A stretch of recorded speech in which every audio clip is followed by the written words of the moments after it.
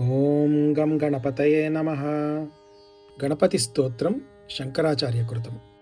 సువర్ణవర్ణసుందరం సితైకదంతబంధురం గృహీతపాశమంకుశం వరప్రదాభయప్రదం చతుర్భుజం త్రిలోచనం భుజంగమోపవీతినం ప్రఫుల్లవారిజాసనం భజామి సింధురాననం కిరీటహారకుండలం ప్రదీప్తబాహుభూషణం ప్రచండరత్నకంకణం ప్రశోభితాంగ్రియష్టికం ప్రభాతసూర్యసుందరాంబరద్వయప్రధారిణం సరత్నహేమనూపురప్రశోభితాంగ్రిపङ्कजं సువర్ణదండమండితప్రచण्डचारुचामरं गृहप्रदेन्दुसुन्दरं युगक्षणप्रमोदितं कवीन्द्रचित्तरञ्जकं महाविपत्तिभञ्जकं षडक्षरस्वरूपिणं भजे गजेन्द्ररूपिणम् विरिञ्चि विष्णुवन्दितं विरूपलोचनस्तुतं गिरीशदर्शनेच्छया समर्पितं पराम्बया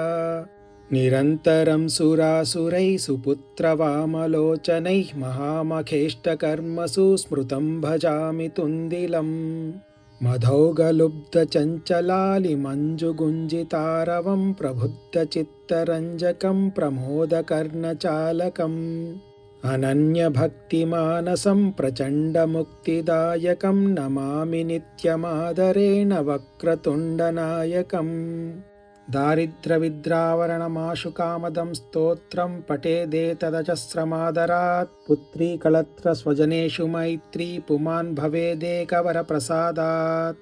श्रीमच्छङ्कराचार्यविरचितगणपतिस्तोत्रम्।